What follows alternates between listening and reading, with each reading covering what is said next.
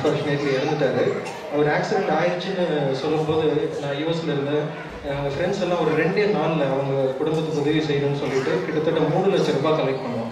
2 நாளில் Facebook, Twitter இந்த மாதிரி ஊடகங்கள் மூலிமா குயிக்காக கம்யூனிகேட் பண்ணி இந்தியன் அக்கௌண்ட்டுக்கு 2 நாளில் 3 லட்சம் ரூபாய் அனுப்பிச்சி வச்சோம். ஸோ இந்த மாதிரி விஷயங்கள் வந்து ஊடகங்களால தான் பண்ண முடியும். நீங்கள் என்ன தான் ஃப்ரெண்ட்ஸ் இருந்தாலும் if you are not able to connect them, அது டெஃபினட்டாக நீங்கள் அவங்களுக்கு ஹெல்ப் பண்ண முடியாது. இன்னொரு நகைச்சுவையான சம்பவம் இது. ஆக்சுவலாக இது மேரேஜ் இன்விடேஷன் ரிலேட்டடு. ஆக்சுவலாக நான் கோயம்புத்தூர்லேருந்து வரேன். ஊருக்கு போய் 2-3 வருஷம் ஆச்சு. போன வருஷம் தான் போனேன். நான் நினச்சிட்டு இருந்தேன் கிராமத்துலலாம் ஊடகங்கள் அவ்வளோவா யூஸ் பண்ணுறது இல்லை அப்படின்ட்டு.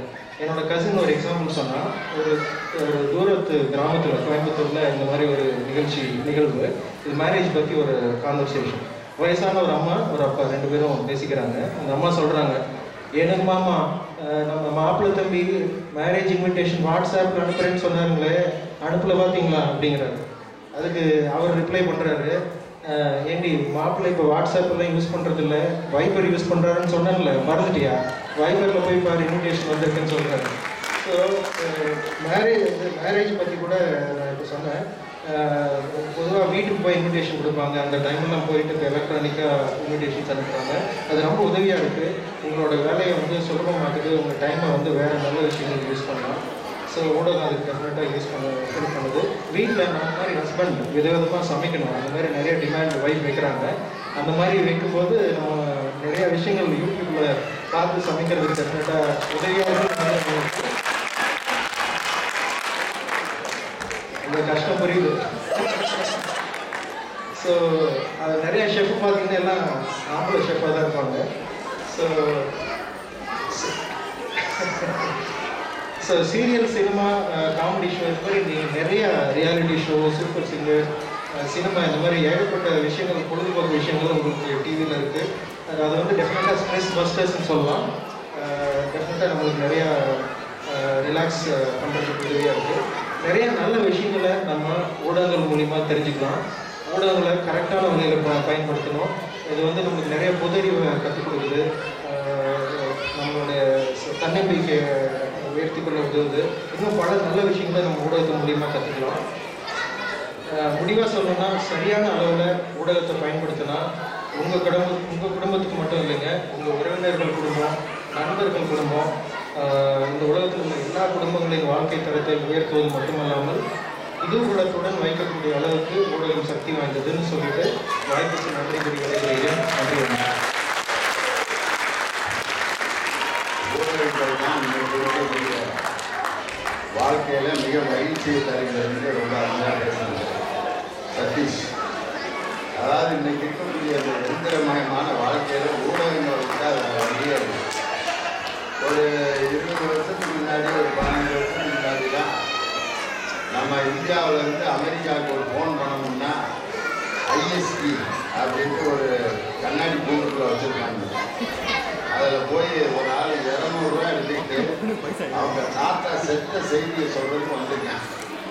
வந்து நம்பரை போட்டு அதோ அவனு ஒரு சின்ன குழந்தை இருக்குது, யாருங்க பில்லு எவ்வளோ போயிடுச்சுன்னா 89 ரூபா போயிடுச்சு.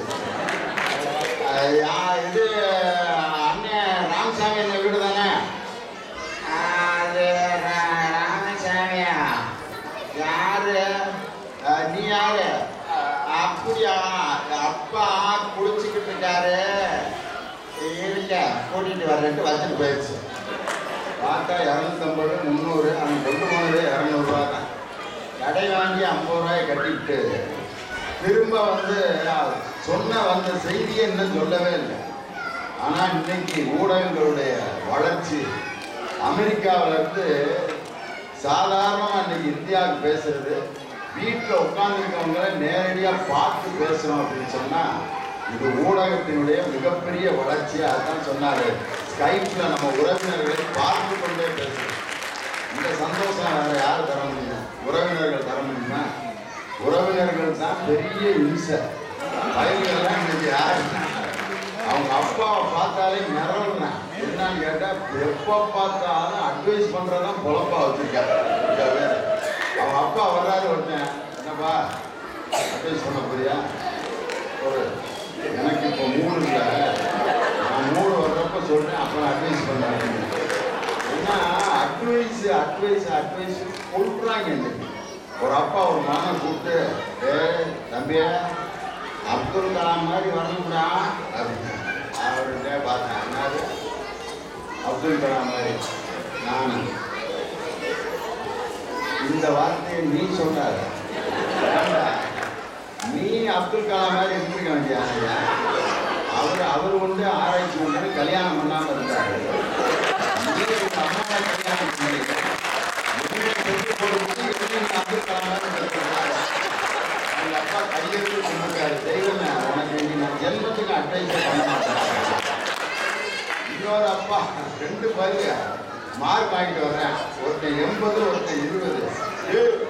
அண்ணன் 80 வாங்கிக்கா, நீ என்ன 20? ஏப்பா பலர் ஒரு சப்ஜெக்ட்டுக்கு மொத்தம் எவ்வளவு? 100. அண்ணனுக்கு 80 போட்டாங்க. ஒரு குடும்பத்துக்கு எவ்வளோதான்ப்பா போடுவாங்க?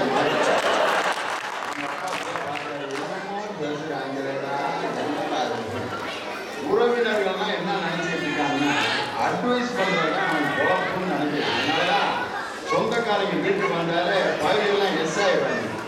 என்னன்னு கேட்டா அவங்க சொந்தத்தினுடைய கடமை என்னன்னா, தம்பி எந்த கிளாஸ் படிக்கிற? நான் என்னென்னமோ படிச்சுட்டு போறேன், உனக்கு என்ன? வந்தோம்னா இதைத்தான் கேட்பாங்க. பரீட்சையில எல்லாத்துலேயும் பாஸ் ஆகிட்டியா? என்னமோ இவர் எல்லாத்துலேயும் பாஸ் ஆன மாதிரி. இங்கே நாங்கள் ஒரு வீட்டுக்கு போயிருந்தோம், இங்கே அமெரிக்காவில். இப்படி இருக்குது தெரியுமா பிள்ளையெல்லாம்? அவள் அப்பா சொல்றாரு, யூனியன்கள் வந்திருக்காரு, வான் கூப்பிடு. ஏன் அவர் நான் வான் கூப்பிட்டாட்டா வருவார்? நான் அந்த குழந்தை எப்படியே பார்த்தேன். யூனியன்கள் வந்திருக்காரு, எந்திரிச்சு வணக்கம் சொல்லு. ஏன் உட்காந்து சொன்னா வாங்க மாட்டாங்க? பார்த்தேன், விட்டுருங்க, என்னை இவ்வளவு கேவலப்படுத்த. அதுக்கப்புறம் யூனியன்களை தெரியுமா உனக்கு கேட்பேன். அப்படியா? இல்லையா? ஞாபகம் இல்லையா? வேணாங்க, மேலும் மேலும் கேவலப்படுத்த. அதுக்கப்புறம் வந்து இவரை டிவியில் அன்னைக்கு நீ பார்க்கலையா? டிவியில் இவரை பார்க்கல எனக்கு வேலையா அப்படின்னு கூப்பிட்டேன். விட்டுருங்க, நான் பாட்டுக்கு எடுத்துட்டு போறேன். இதுக்கு தான் என்னை அமெரிக்கா கூட்டிட்டு இதன் மூலமா என்னை கேவலப்படுத்திட்டு இருக்கீங்க. அவன் ஃபீல்டு தனி. அவங்க அப்பா என்ன நினைக்கிறாரு, தன்னுடைய பிள்ளைய வந்து எனக்கு அறிமுகப்படுத்தணும்னு ரொம்ப ஆசைப்படுறாரு. ஆனால் அந்த ஸ்டேஜ்லேயும் இல்லை. அவனை புரிஞ்சுக்கணும், அவனுக்கு தகுந்த மாதிரி நடந்துக்கணும். அதுதான் உறவு. அருமையாக பேசினார் ஊடகங்கள் அணியில். அதுக்கடுத்து நண்பர்களே அப்படிங்கிற அணியை துவங்கி வைத்து விஜயகுமார்.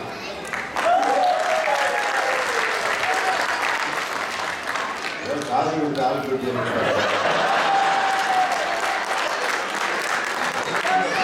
முன்னாடியே சவுண்ட் ஓவரா இருக்கு. இது நானா சேர்ந்த கூட்டம் இல்லை, நட்பால சாணா சேர்ந்த கூட்டம்.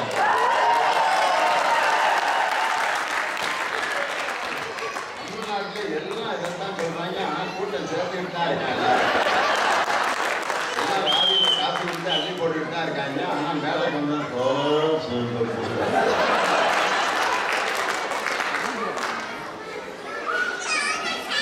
தமிழர்கள் கூடுமிடமெல்லாம் செந்தமிழும் கூடும் என்பதை நிரூபித்துக் கொண்டிருக்கும் மினசோட்டா தமிழ்ச் சங்கத்தின் சங்கமம் 2015ஆம் ஆண்டு நிகழ்ச்சியின் சிறப்பு அழைப்பாளர் அன்பு நண்பர் திண்டுக்கல் ஐ லியோனி அவர்களுக்கும், மேடையில் 33% இடஒதுக்கீட்டை ஆண்களுக்கு வழங்கிய விழா குழுவினருக்கும்,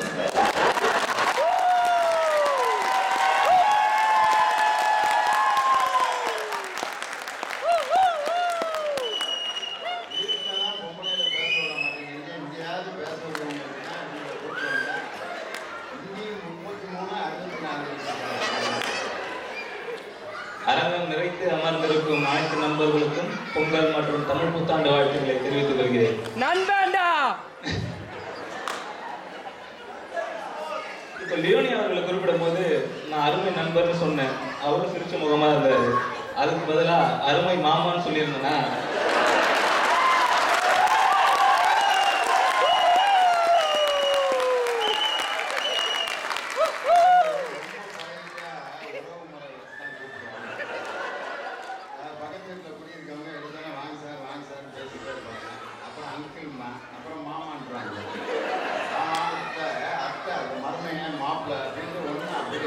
ஆயிடும். தொடங்கும் போது சார்னு தான் அழைப்பாங்க. அப்புறம் மாமா அது கொஞ்சம் நாள் கழிச்சு சொன்னா தான் அந்த உறவுக்கு மதிப்பு. வந்தோடனே வாங்க மாமான்னாங்கன்னா அது வேற ஏதாவது. அதுதாங்க, நண்பர்கள் சொல்லும்போது சிரிச்ச முகமாக இருப்பாங்க, அதே உறவுகள் சொல்லும்போது சிரிப்பாக சிரிச்சிடணும் முகம். இப்போ ஊடகத்தை பற்றி பேசும்போது ரொம்ப அருமையாக பேசினார். தொலைக்காட்சி, ஸ்கைப்பு, யூடியூப் எல்லாம் பேசினார். அதெல்லாம் சரி, ஆனால் அதுக்கு எல்லாத்துக்கும் கரண்ட் வேணும். நம்ம ஊர்லலாம் 6 மணி நேரம் 8 மணி நேரம் கரண்ட் கட் ஆகுது, பார்த்துக்கங்க. இப்போ போன தலைமுறைகளில் வந்து எல்லாருமே வந்து அவங்க சொந்த ஊர்லேயே வந்து கூட்டு குடும்பமாகவும் உறவுகள் மத்தியிலும் வாழ்ந்துட்டு இருந்தாங்க. ஆனால் இன்றைய சூழ்நிலையில் அப்படி கிடையாது. கல்வி மற்றும் வேலை காரணமாக பலர் அவங்க சொந்த ஊரை விட்டு வெளிநாடுகளுக்கும் வெளி மாநிலங்களுக்கும் வந்திருக்கும். இந்த கட்டத்தில் சொந்தக்காரங்களை பார்க்கறதே ஏதோ நிகழ்ச்சிகளில் தான் பார்க்க முடியுது. அதில் முக்கியமான நிகழ்ச்சி வந்து கல்யாணம். கல்யாணத்தோட முதல் வேலை வந்து வரன் பார்க்கறது. உலகத்திலேயே கஷ்டமான வேலைன்னு ஒரு பட்டியலிட சொன்னால் அதில் சத்தியமாக முதல்ல அந்த இதுதான் தரணும். அவ்வளோ கஷ்டமான வேலை இது. அப்படி வரன் பார்க்குறவங்ககிட்ட போயிட்டு இவங்க என்ன மாதிரி வரன் வேணும்னு கேட்டிங்கன்னா ரொம்ப இயல்பாக சொல்கிற பதில் ஒரு ஃப்ரெண்டு மாதிரி வேணும்னு தான் சொல்கிறாங்க. யாருமே எங்கள் சித்தப்பா மாதிரி வேணும், எங்கள் அத்தை மாதிரி வேணும், என் மாமா மாதிரி வேணும்னு சொல்கிறது கிடையாது. ஏன்னா உறவுகள் வரும்போது அதில் எதிர்பார்ப்புகளும் ஏமாற்றங்களும் அதிகம். நீங்கள் ஒரு மாஸ்கை போட்டுக்கிட்டு நல்லவங்க இருந்தால் உறவுகளோட வாழ வேண்டிய நிலையில் இருக்குது. ஆனால் நண்பர்கள் இருந்தால் அப்படி கிடையாது. நீங்களாகவே வாழலாம். எந்த இடத்துல நீங்களா இருக்கீங்களோ அந்த மகிழ்ச்சியும் விடுதலும் நிலைத்து நிற்கும் என்பது உண்மை. இப்போ அடுத்தது வந்து கல்யாணத்துல அப்படி கஷ்டப்பட்டு ஓவர் டைம்லாம் பார்த்து ஒரு பொண்ணை செலக்ட் பண்ணதுக்கு அப்புறம் ஒரு பெரிய ஒரு சிக்கல் ஒன்று வரும். அதுதான் பத்திரிகை அடிக்கிறது. இருக்கிற எல்லா சொந்தக்காரர்களையும் போட்டு தான் நான் பத்திரிகை அடிக்கணும்னா 40 ரூபாய் நோட்டு வாங்கி தான் நான் பத்திரிகை அடிக்கணும். அதுவும் பார்த்தாம 2வது பாகத்துக்காக தனியாக நோட்டு வாங்கணும். அப்படி நம்ம என்னதான் பார்த்து பத்திரிகை அடித்தாலும் 1-2 சொந்தக்காரங்க பேர் விட்டு போயிடும். அப்படி பெரும்பாலும் விட்டு போன சொந்தங்கள் திருமணத்துக்கு வருவதில்லை. ஆனால் நண்பன் அப்படி கிடையாது. பத்திரிகையில் பேர் போட தேவையில்லை, எதுவும் சபையில் கூப்பிட்டு உட்கார வைக்க தேவையில்லை. ஆனால் பொண்ணை செலக்ட் பண்ணுறதுலேருந்து ஹனிமூனுக்கு டிக்கெட் புக் பண்ணுறதையும் கூடயே இருப்போம். அதிகபட்சம் நாங்கள் கேட்கறதெல்லாம் ஒரே ஒரு பேச்சுலர் பார்ட்டி, அவ்வளோதான்.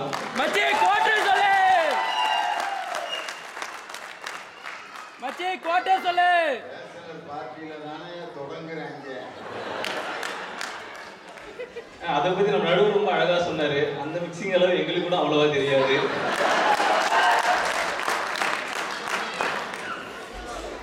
அடுத்தது வந்து ஊடகத்தை பத்தி குறிப்பா சொல்லி ஆகணுங்க. ஊடகம் வந்து தொலைக்காட்சி தான் வந்து குடும்பத்துல பெரிய தாக்கத்தை ஏற்படுத்துது. அது ஒரு மகிழ்ச்சியான சம்பவம் தான். ஒரு பொருள் தான் அது. அது எப்படின்னா ரிமோட் கண்டுபிடிக்கிறதுக்கு முன்னாடி எப்போ ரிமோட் கண்டுபிடிச்சாங்களோ அப்போ ஆரம்பிச்சது குடும்பத்துல சிக்கல். நீங்க எந்த வீட்லயாச்சும் உடையாத ரிமோட்டை பார்த்துருக்கீங்களா? பார்க்க முடியாது. அதுவும் குறிப்பா இப்போ சின்ன திரையிலேருந்து குட்டி திரைக்கு வந்தாச்சு. மொபைல், ஐபேட்னு சொல்லிட்டு ஒவ்வொருத்தர் கையிலையும் ஒரு மொபைல், ஒரு ஐபேட் இருக்கு. குடும்பத்தில் இருக்கிற 5 பேரையுமே தனித்தனி தீவுகளாக தான் இன்னைக்கு ஊடகங்கள் வச்சிருக்கு. இதில் அதிகம் பாதிக்கப்படுறது யாருன்னு பார்த்தீங்கன்னா குழந்தைங்க தான். இந்த ஐபேடில் டாக்கிங் டாம்னு ஒரு ஆப் இருக்கு. நம்ம குழந்தைங்க அதிகமாக பேசுறதே அதுக்கிட்ட மட்டும்தாங்க. இதில் உறவுக்காரன் நண்பர் யார் வந்தாலும் பேசுறது கிடையாது. நம்ம ஏதாவது கேட்டால் அதோட மேலே இங்கேயும் ஆங்கிரி பேர்டு மாதிரி ஒரு பார்வை பார்த்துட்டு இவன் அதுக்கெல்லாம் சரிப்பட்டு வர மாட்டானா அது பாட்டுக்கு போயிடுது. இப்போ வந்து நம்ம நிறைய திரைப்படங்களில் பார்த்துக்கலாம். நீங்கள் ஒரு பெரிய குடும்பத்தை காமிச்சிருப்பாங்க. ஒரு ஊரில் 2 பெரிய குடும்பம் இருக்கும். அவங்களோட முழு நேர வெளியே இவன் அவனை வெட்டுறது, இவன் அவனை கூத்துறதுன்னு இருப்பாங்க. அவங்க 2 பேரும் யாராக இருப்பாங்கன்னு பார்த்தீங்கன்னா பெரும்பாலும் சொந்தக்காரனாக தான் இருப்பான். மாமா மச்சான், அங்காளி பங்காளி, இந்த மாதிரி தான் இருப்பானுங்க. இந்த மாதிரி பரம்பரை பகைன்றது ஒரு குடும்பத்திலையும் உறவுகளையும் அதிகமாக இருக்கு. ஆனால் நண்பர்கள் அப்படி கிடையாதுங்க. என்ன சண்டை நடந்தாலும் வெள்ளிக்கிழமை சாயந்தரம் 7 மணிக்கு கூட 2 நண்பர்களை சேர்த்துக்கிட்டு ஒரு ரூம்ல அப்படி உட்கார்ந்தா போதும். 3 ரவுண்டு தான். பேச்சுவார்த்தைக்கு அப்புறம் பேச்சுவார்த்தை. முதல்ல சொல்லியிருக்கேன், உட்காந்தோன்னா 3 ரவுண்டுனால எல்லாம் அதிகம் தானே போவாங்க. அந்த பேச்சுவார்த்தைக்கு அப்புறம் இவன் அவன்கிட்ட மன்னிப்பு கேட்க, அவன் இவனை கொஞ்சம் இவன் பாட ஆட 20 நிமிஷம் வரை குதூகலமாக இருக்கும். நீங்கள் வேணா ட்ரை பண்ணி பாருங்க. இறுதியாக உறவுகள் சொல்லும்போது உதடுகள் சேராது. இதே நண்பர்கள் சொல்லி பாருங்க, உதடுகளும் சேரும். அப்படி எப்பொழுதும் சேர்ந்தே இருக்கும் நண்பர்களால் தான் குடும்பத்தில் மகிழ்ச்சிகள் குதூகலம் அதிகரிக்கும் என்பதை சொல்லி வாய்ப்புக்கு நன்றி வருகிறேன்.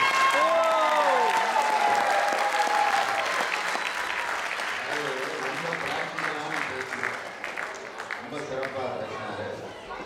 நண்பர்கள் வந்து அது ஒரு தனி சொகம். உறவினர்கள் வந்து பஞ்சாயத்து பண்ணுறதுக்கு தான் வருங்க. ஒரு கல்யாணத்தில் பார்த்தீங்கன்னா சாப்பாடு வச்சுக்கிட்டு இருக்காங்க. ஒருத்தன் மாமன் அப்பளம் வைக்காம போயிட்டு அப்பளம் வைக்கலாங்க தாய் மாமனுக்கு பெரிய கலகமாயி 50-60 பேர் அடிதடியாகி போலீஸ் வந்துருச்சு. கல்யாணம் யாருன்னா தாய் மாமனுக்கு அப்பளம் வைக்கிறதுதான் பிரச்சனை. ஆனால் அதே திருமண வீட்டில் எச்சி இலையெல்லாம் எடுத்து அப்படி குப்பையில் போட்டுக்கிட்டு இருப்பான். அவன் வந்து மாப்பிள்ளைக்கு உறவினர்களாக இருக்க மாட்டான், பெண்ணுக்கு உறவினர்களாக இருக்க மாட்டான். மாப்பிள்ளைய பெண்ணோட நண்பர்கள் தான் எந்த எதிர்பார்ப்பு இல்லாமல் அந்த திருமணத்தில் வேலை செஞ்சுருக்கான். அவனுக்கு எந்த எதிர்பார்ப்பு இல்லை, நட்புங்கிற ஒரே கான்செப்ட் தான். ஆனால் உறவுகள் பாருங்க பஞ்சாயத்து. கல்யாணம் தொடங்குறப்பே எப்படி பஞ்சாயத்தில் தொடங்குறீங்க? கல்யாணம் தாலி கட்டுறப்பே ஐயர் நிறைய எச்சரிக்கை கொடுக்குறாரு நமக்கு. தாலி கட்ட போகிறப்பே நல்ல நேரம் போக போகுது பொண்ணு அழைச்சிட்டு வாங்க, நல்ல நேரம் போக போகுது பொண்ணு அழைச்சிட்டு வாங்க. அவருக்கு தெரியுது பொண்ணை அழைச்சிட்டு வந்தாலே நல்ல நேரம் அதோட போக போகணும். அதையும் கேட்டுக்கிட்டு ஆம்பளைய கிட்டத்தனமாக தாலியை கட்டிட்டு அப்புறம் கண்ணீர் விட்டு அழுதுட்டு. அதுக்கப்புறம் பார்த்தீங்கன்னா இந்த ஃபோட்டோ எடுக்கிறவன் இருக்கான் பாருங்க, மாப்பிள்ளை க்ளோஸ், மாப்பிள்ளை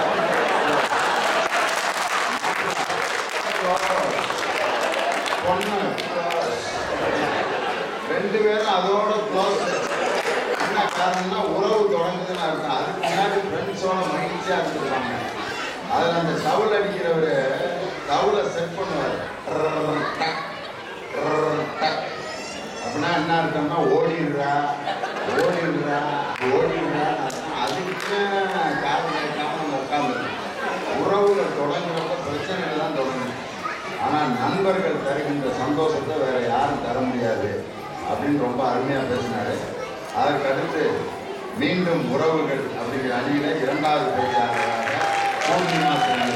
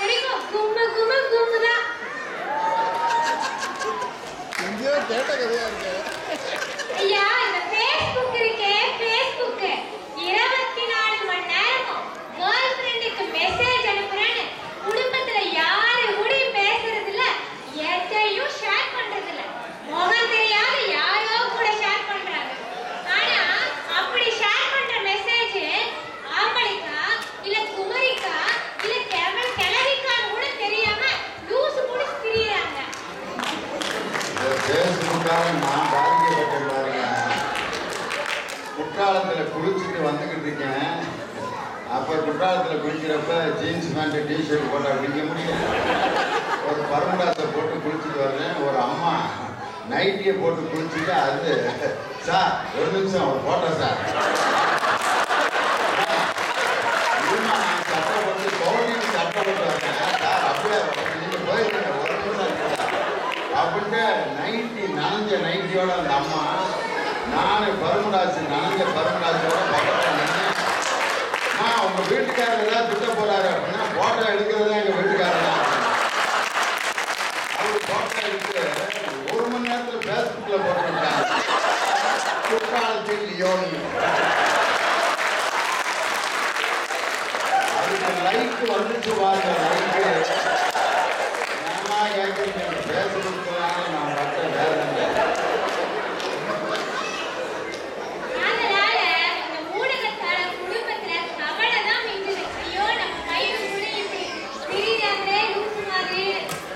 ஐயா நண்பர்களை கூட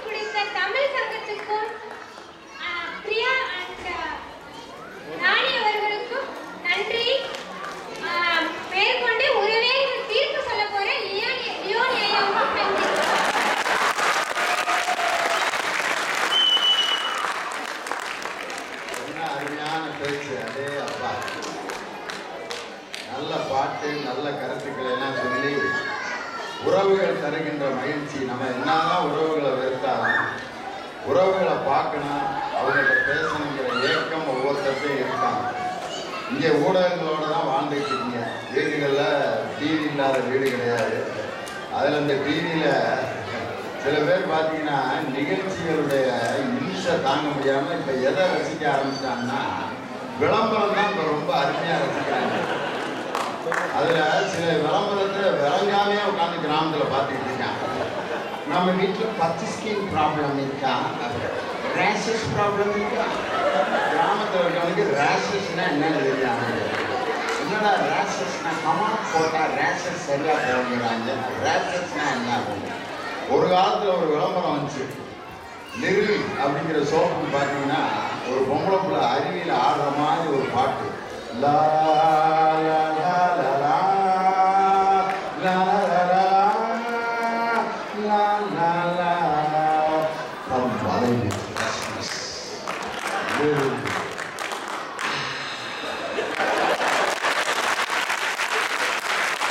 ஒரு நாளைக்கு 15 லட்சம் சோப்பு வந்துச்சு. அதே கம்பெனிக்காரன் லைஃபாயின்னு ஒரு சோப்பு தயார் பண்ணாங்க. அதை எப்படி விளம்பரம் பண்ணாங்கன்னா ஆம்பளையில வச்சு விளம்பரம் பண்ணாங்க. ஆரோக்கியவாதிகளே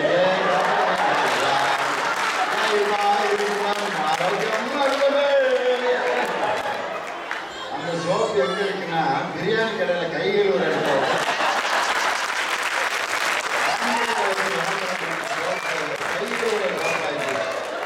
பெண்களை வச்சு விளம்பரம் பண்றது. இதைத்தான் விளம்பரம் பண்ணது விவசாயம் கிடையாது. ஒரு முட்டாய்க்கு பார்த்தீங்கன்னா ஒரு கிரிக்கெட் பேட்ஸ்மேனை வாய்க்கு பேட்டோட பின்னாடியே போறாரு. என்னன்னு கேட்டா டிக்பிக்ஸ் முட்டாய், அதுக்கு விளம்பரம். இது மாதிரி இன்னைக்கு விளம்பரங்களை போட்டு அந்த ஊடகங்கள் என்ன நிலைமைக்கு ஆளாயிடுச்சு. இந்த மொபைல் ஃபோன் வந்ததுலேருந்து என்ன பாடுபடுறாங்க. நம்ம ஊரில் எல்லாரும் இப்போ மொபைல் ஃபோன் வச்சாச்சு. ஒரு கிராமத்தில் இருக்க ஒரு அம்மா வீட்டுக்காரரை கூப்பிட்டு, ஏங்க எனக்கு ஒரு மொபைல் ஃபோன் வாங்கிட்டாங்க, ஊரில் இருக்க திருச்சியெல்லாம் பேசியிருக்காரு ஒன்று வாங்கி குடியா, அவன் வாங்கி பண்ணிட்டான். ஏங்க இதில் உங்கள்கிட்ட எப்படி பேசுறது, நீங்கள் வேலைக்கு போனோம்னா இதாண்டி நம்பரு அப்படின்னு நம்பரை எழுதி கொடுத்து நம்பரை போட்டுட்டு பச்சை கலர் ஃபோன் போடாண்டியா அதை அமுக்க காதில் வை, மணி அடிக்க, நான் பேசுங்க, எப்போ வேணாலும் பேசி நம்ம 2 பேரும் பேசிக்கலாம் அப்படின்னு சொல்லிட்டு போயிட்டேன்.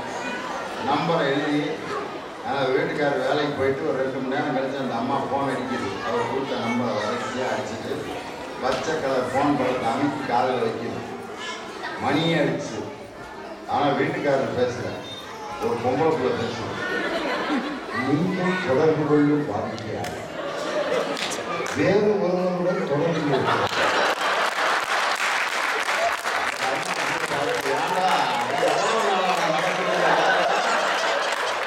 ஒரு பொம்பளை அவளே வந்து வாங்க தொடர்பு வரைச்சு அந்த நாய் போன வாங்கி கொடுத்துட்டு அங்கே போய் படுத்து கிடக்கிறாங்க. இது பொம்மாட்ட உன்னை பற்றி நான் சொல்றேனா இல்லையா வந்துட்டு நேராக மாமியார்கிட்ட போய் உன் மகனோட குழப்ப பார்க்கலாம், போனை வாங்கி கொடுத்துட்டு இன்னொருத்தி கூட தொடர்புல இருக்கான் அப்படின்னு. அவனா ரொம்ப நல்லவன், வேண்டா நான் போடுறேன் நம்பருக்கு அப்படின்னு மாமியார் மகனுக்கு ஃபோனை போட்டு காதில் வச்சு அதே பொம்பளைக்குள்ள வேற வசனம் பேசுங்க. நீங்கள் தொடர்பு கொள்ளும் வாடிக்கையாளர் தொடர்பு எண்ணிச்சு வெளியே இருக்கிறார். அந்த அம்மா அப்படியே பார்த்துச்சு, நீ பேசுகிறப்பயாவது கூட இருந்திருக்கேன் போல, இப்போ கூட்டிகிட்டே ஓடிட்டான் போல.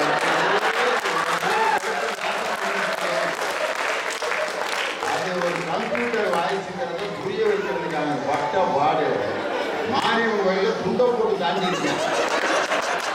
எப்படி சொல்றது, இன்னைக்கு ஊடகம் படுத்துகிற பாடு உறவுகளே இன்னைக்கு பிரிக்கக்கூடிய நிலைமையில வந்துச்சு. அதற்கு அடுத்து ஊடகங்களை இந்த அணிக்கு அடுத்து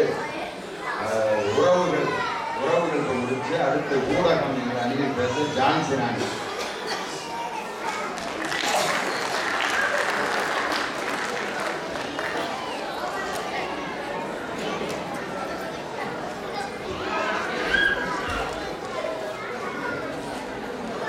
ஐயா அவர்களுக்கும் அம்மா அவர்களுக்கும் வணக்கம்.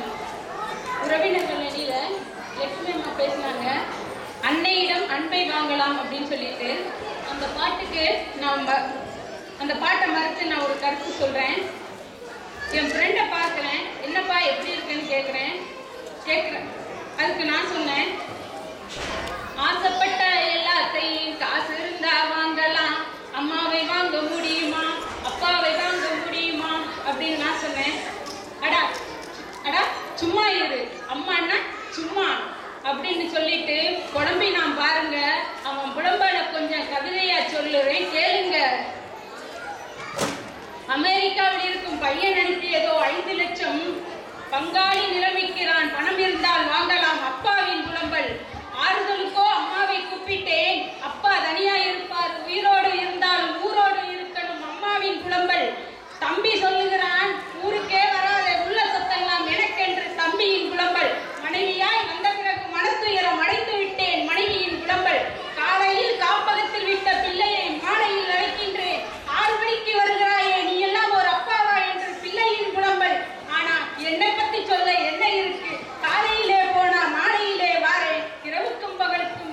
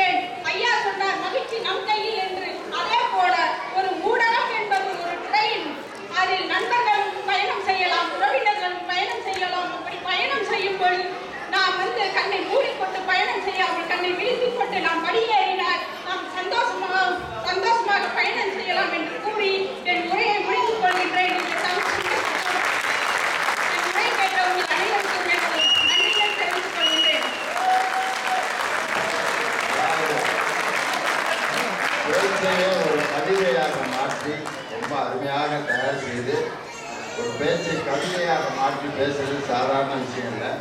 இப்போ கவிதைங்கிற பேரில் என்னென்னத்தையோ எழுதுறாங்க. புரியாமல் எழுதுறதுக்கு பேர் தான் புது கவிதை ஆகிப்போச்சு. இது அதுதான், அது இதுதான், எது எதுதான் என்று அதுக்கும் தெரியலை, இதுக்கும் தெரியலை. இந்த கவிதைக்கு பரிசு கொடுத்துருக்கான், பரிசு.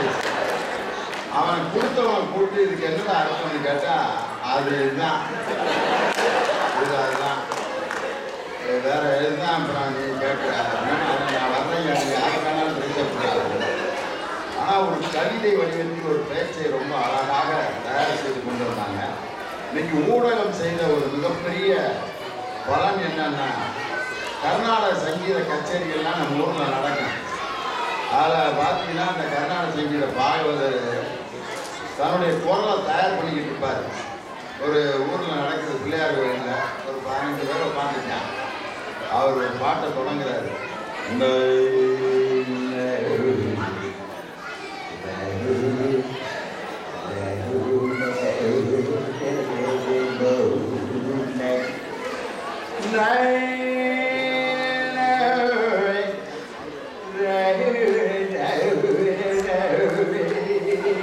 கூடத்தில் உட்காந்துருக்காங்க. ஐயாக்கு எது வகு வலிக்குதோ இந்த கூட ஓடிட்டு இருக்காரு. அதுக்கப்புறம் ஒரு பாட்டை சொல்றாரு. முதல் பாட்டு சகலகலா வாணியே என்ற தியாகராஜ தீர்க்கிறார். ராகம் கேதார, தாரம் ஆதியார். சகலகலா வாணியே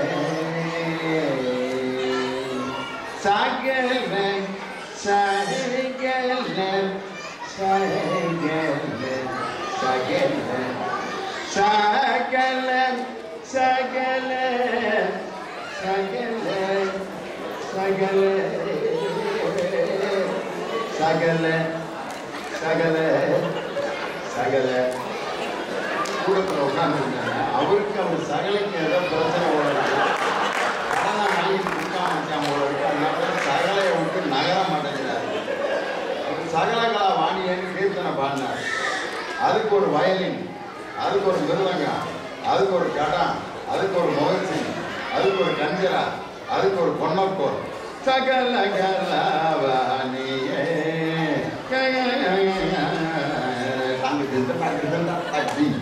அதுக்கு ஒரு பொன்னக்கோர் ஒருத்தர் கறி சொல்லிட்டு இருக்காரு. தீம் தாக்கிட்ட ஜொன்னுதா, திக்கிட்ட ஜொன்னுதா, தீம்க ஜொன்னுதா, தாக்கிட்ட ஜொன்னுதா, தாக்கிட்ட தாக்கிட்ட தாக்கிட்ட தாக்கிட்ட தாக்கிட்ட ஜொன்னுதா. கச்சேரி நடந்துட்டு இருக்கும் 3 மணி நேரம். இந்த ஜட்ஜி சொன்னவருக்கு பசி பொறுக்க முடியல. அவரு பாகவதரை பார்த்து பசிக்குது, அதே உணவாக சகலன் சகலன் அப்படின்ட்டு சிட்டையெல்லாம் கொடுத்தாரு. பசிக்குது முடிக்கவும் அவங்க வாங்கி பார்த்துட்டு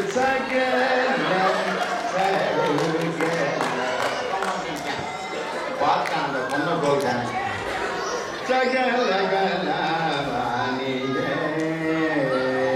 தீம் தாக்கிட்ட ஜோனுதா, திங்கிறதா தொங்குறதா, திங்கிறத தொங்குறத திங்கிறத தொங்குறதா, அங்க தொங்குறதா திங்கிறதா. நம்ம வாழ்வதை முழிக்கிறேன்.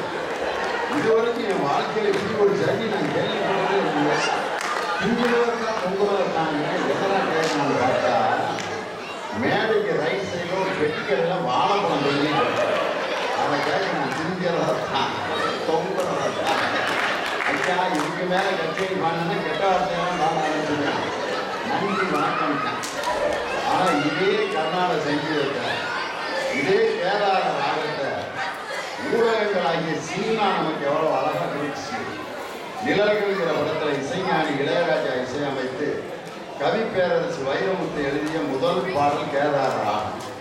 இது ஒரு பொன் மாலை பொழுது வானவர்கள் நாடுகிறாள், வேறு உடை ஓடுகிறாள். இது ஒரு பொன் மாலை பொழுது சுந்தரி நீயும் சுந்தர ஞானும் சேர்ந்திருந்தாள் திருவோம். என்னவளே விதை